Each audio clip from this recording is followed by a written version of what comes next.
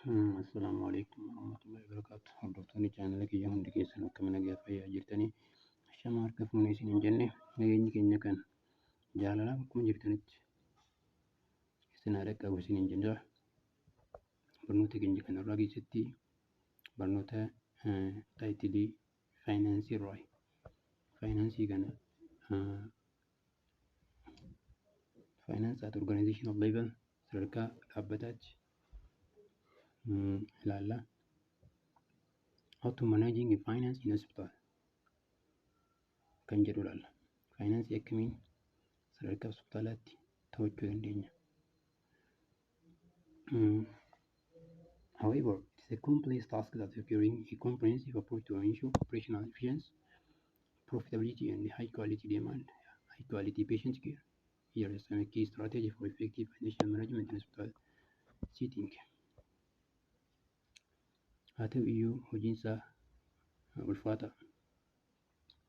Garuu kan barbaadu karaa sirriitii fi karaa xaxaafan hin taane karaa hunda of keessaa qabu kan bu'aa keenya bira nu geessuu danda'u fi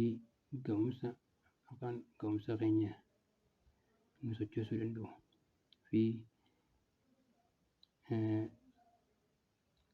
tajaajila fayyaa bu'uurarraa qulqullina qabu kan kennu ta'uu qaba. Kanaaf tooftaalee tokko tokko akka qulfiitti kan ittiin fayyadamnu manaajimentii hospitaalichaa hoogganuu fi to'achuu irratti tooftaalee asii gadii kanaaf hanga abbaa 5 hanga abbaa 10 ilaalla. Tokkoffaarratti budgeting and forecasting. Developing a comprehensive budget. Baay'ata sirrii ta'e qopheessuu. The creating annual budget that account for all department, equipment, salary and operational cost. Baay'ata waggaa kan dipaartimentii hundaa meeshaa bituuf mindaa kafaluu fi hojiilee garaagaraa raawwachiisuudhaaf ga'u qopheessuu fi ramaduu. And forecasting revenue ammoo baay'aticha ramaduun duratti galii hammamta akka argattus xiinxalaa, ilaalaa, madaalaa. Estimating income from various sources. Madda galii ati argattu kutaawwan madda galii garaagaraa kan argattu kan tajaajila fayyaa kan itti argattu irraa kan inshuraansii irraa argattu dhaabbata inshuraansii fayyaa irraa argattu fi fandii baay'ata mootummaa irraa argattu ilaaltee karoora waggaa cimaa ta'e kaayyachuudha. Lammaffaan monitoring revenue cycle management to'annaa fi hordoffii galii RSM'dhaan fayyadamuu.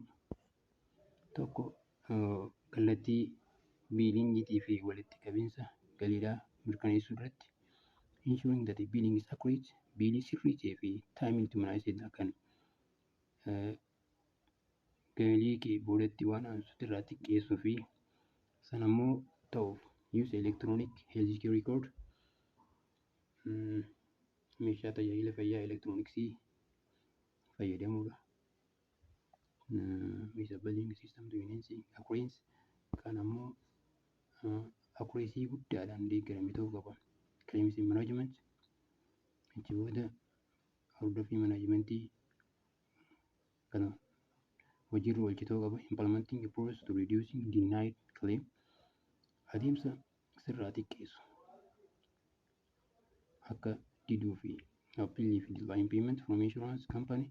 Wantoota insurance company irraa galiiwwan kee akka itti arganne si godhan hunda xiqqeessuu fi dhabamsiisuudha.